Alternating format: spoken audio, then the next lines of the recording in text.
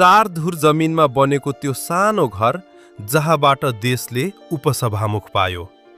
धनुषा जिल्लाको जनकपुरधाम उपमहानगरपालिका वडा नम्बर 14 मुजेलिया सहरको कोलाहलभन्दा केही टाढा रहेको स्थानमा पुग्दा लाग्छ कुनै शान्त ग्रामीण भेगको गाउँमा आइपुगियो। यही मुजेलियाको एउटा बस्तीमा 4 धुर जमिनमा बनेको एकतल्ले सानो घर छ। घरको मोहडामा ग्रिल लागेको एउटा झ्याल छ।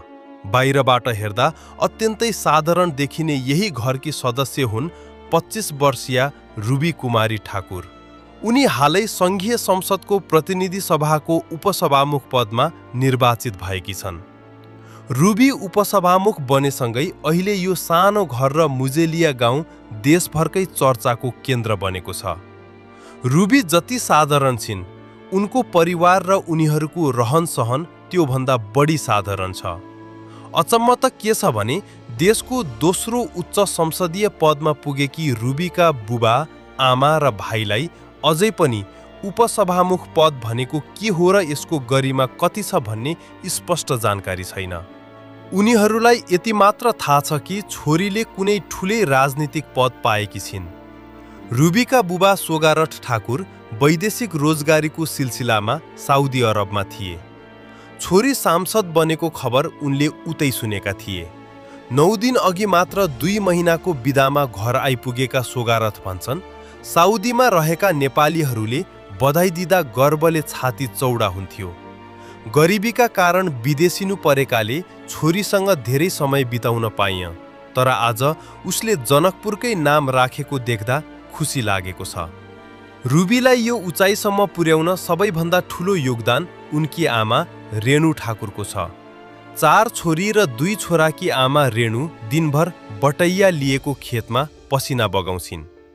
छोरी उपसभामुख बनेको खबर सुन्दा उनलाई अझै पनि सपना जस्तै लाग्छ। रेणु सम्झिन्छिन्, रुबीलाई पढ्न असाध्यै रुचि थियो। छोरीले घरभन्दा टाढा सर्लाहीको बलरा गएर पढ्छु भन्दा मैले नाइ भनिन।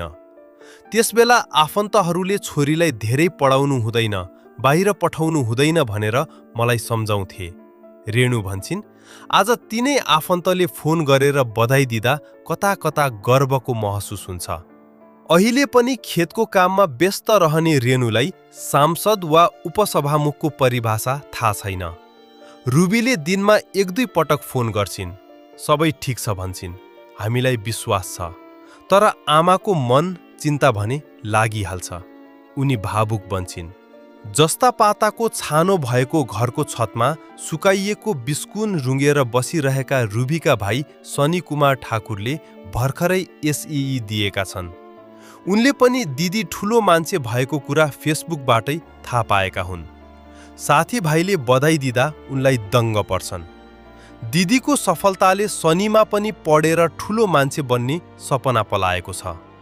जनकपुरवासीहरू अहिले सामाजिक सञ्जालमा मधेसकी छोरीको सफलतालाई उत्सवका रूपमा मनाइरहेका छन्।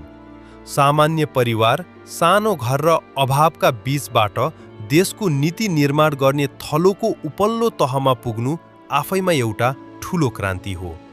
मुजेलियाको त्यो 4 धुर जमिनमा बनेको घरले आज सिङ्गो देशलाई एउटा सन्देश दिएको छ कि सपना देख्न र पुरा गर्न महल नै चाहिन्छ भन्ने छैन। अहिले सम्पूर्ण धनुषावासीको एउटै चाहना छ, 25 वर्षीय यी युवा उपसभामुखको कार्यकाल सफल होस् र उनी देशभरका रुबीहरूका लागि प्रेरणाको स्रोत बन्न सकुन्।